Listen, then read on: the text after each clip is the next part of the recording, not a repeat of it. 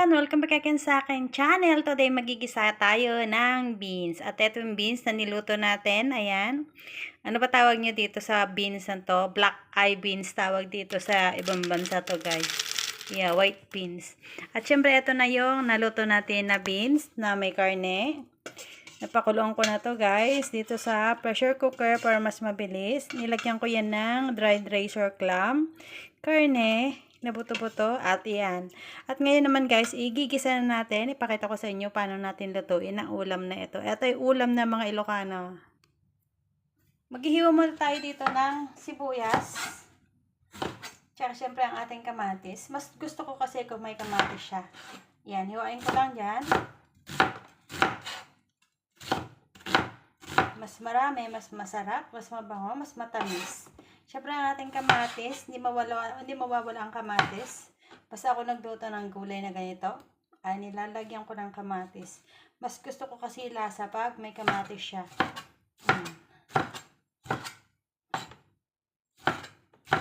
Yan, pagkatapos natin hiwain, ay syempre magigisa na tayo, guys. Igigisa na natin.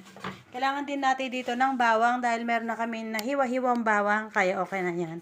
Ayan, magluto na tayo. Ayan, kita nyo ba yan, guys? Mainit na ang ating kawali kasi kanina ko pa nilagay, pero hindi mo naman siya sobrang init ang ating, ayan. Lagyan muna natin ang ating sibuyas. Syempre, sibuyas muna. Pabanguhin lang natin ang ating sibuyas. Alam nyo, guys, pag naluto na maigit ang sibuyas na ito, masarap, matamis. Wala kasi kami noong, kulay pula. Yung sibuyas Tagalog.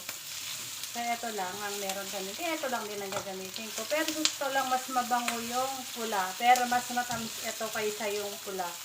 Yan. Yan ang pagkakaiba, guys, na sibuyas na white at saka kulay red. Mas matamis ang kulay white. Hindi ko rin alam kung bakit.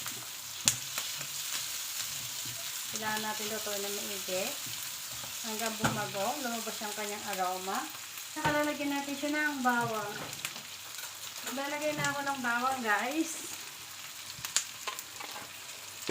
Kita nyo ba? Lalagay na tayo ng ating bawang. Ito lang kung maandar ba yung ating video or hindi. Let me see. Hindi ko makita.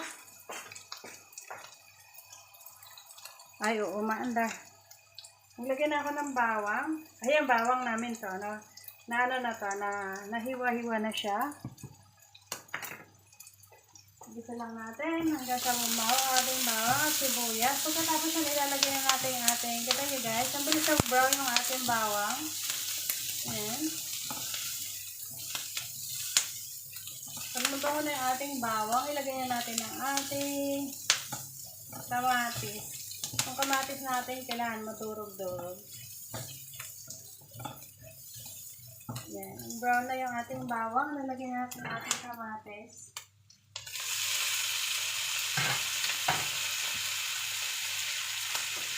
Dito lang natin. Palabasin lang natin yung lasa ng kamatis. Saka natin ilalagay ang ating karne na may beans. Ay, beans na may karne pala. Tapos maglalagay din tayo dito ng sutanghon. Mas gusto ko, guys, ito pag may sutanghon. Siyempre maglalagay din ako ng gulay later on. Ayan. Labas na ating sutanghon para naman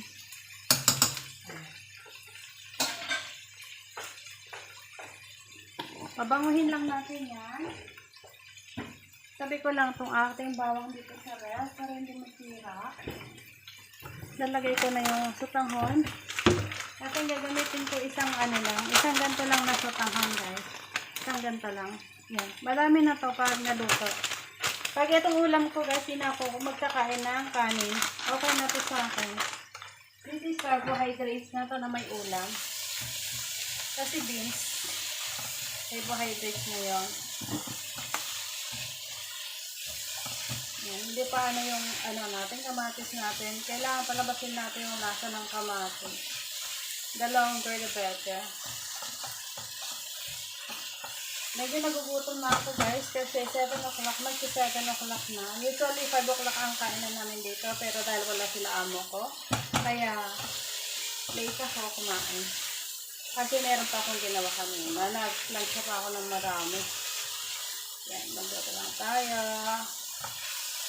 Malapit na bumating. Kung gusto nyo guys, sa maluto maigi ito, takpan nyo lang siya. Mas madali kasi maluto ang ating kamatis kung tinatakpan. Ayan. Subukan nyo naman nagluto ng ganito. Kung hindi pa, subukan nyo guys pag inamaan na magluto ng ganito. Dahil masarap promise.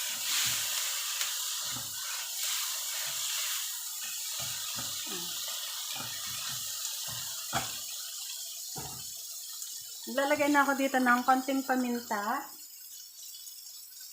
Konti lang. Konting asin. At syempre, konting cornstarch. Ay, chicken powder pala, cornstarch. Chicken powder. Ayan. Tapos lang natin. Syempre, maglasa na siya. Mas mabango. Ayan, yun ngayon, nilalagay natin ang ating beans. Ayan natin. Lagyan natin ang ating karne. Ang ating beans. Na may very short lang. Marami to guys. Subuhos ko na. Ang sarap oh. Madali lang ito naluto guys. Kasi ayan, durugin natin ang ating karne. Para ano naman. Madali lang to naluto kasi ginamitan ko siya ng pressure cooker. Siyempre may ano yan, may sabaw. O diba? Ang daming sabaw. Pero kukunti na lang yan mamaya pag na-absorb ng ating sotanghon. Yan. Pakulo na natin. Siyempre ilalagay natin ang ating sotanghon guys. Yan. Lalagay ko na ang ating sotanghon para maluto na rin siya.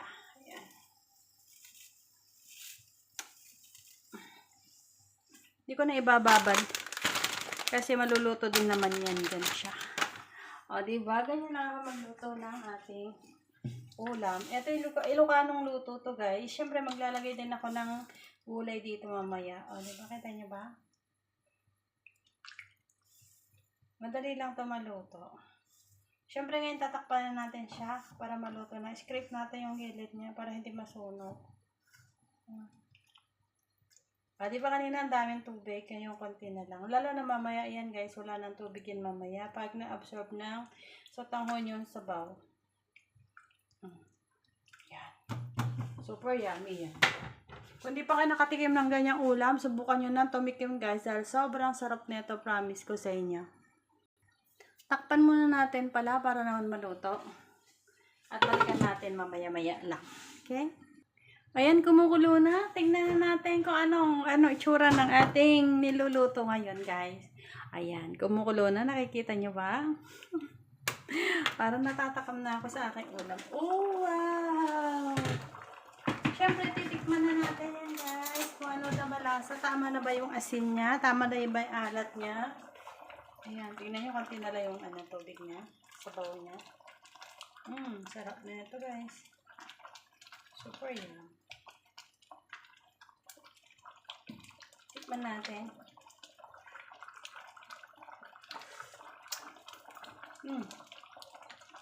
Kulang pa yung lasa. Dagdagan natin ng asin. Kaya ako maglalagay dito ng toyo guys kasi mangingitim siya pag nilagyan natin siya ng toyo. Lagyan lang natin siya ng asin. Ayan. Dagdagan ko pa ng konting paminta. Haluin natin. Pagkatapos nito guys, pwede na tayong kumain. Yung sotanghon natin malambot na siya. Siyempre lalagyan ko na rin siya ng gulay. Sotanghon natin ulit.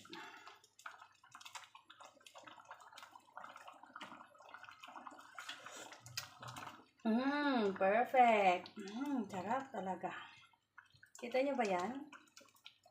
Ang sotanghon, ang beans, ang kamatis, nandyan lahat. Di ba? Sarap. Tapos lagyan natin ang gulay. Nalagyan na natin siya ng ating gulay. Lagyan na natin ating gulay.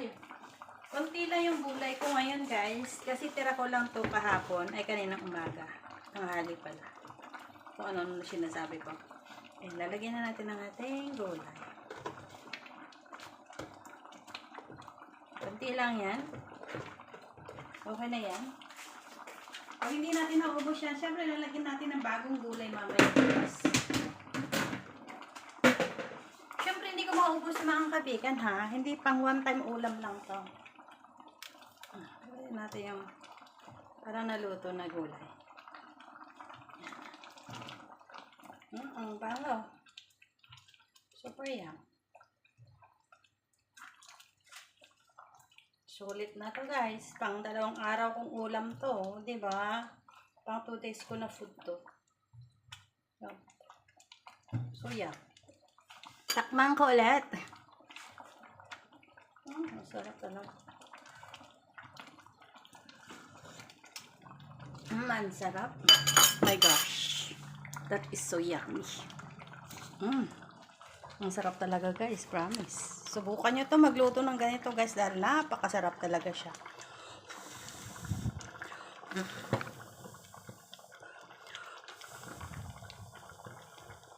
Hinihipan ko kasi para matanggal yung kanyang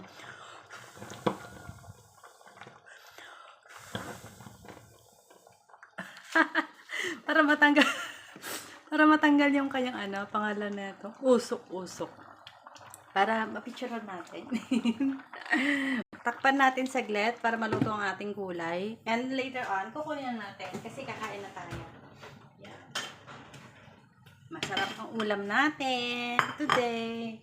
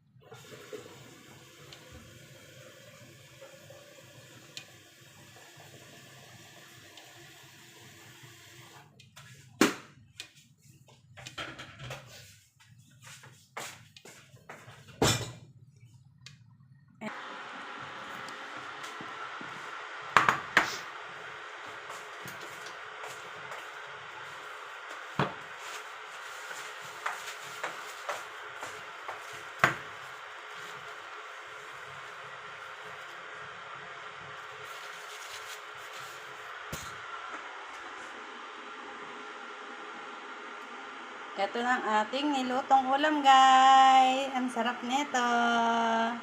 O, diba? Super yummy. Bye, guys. Thank you guys for watching. See you next time. Sarap.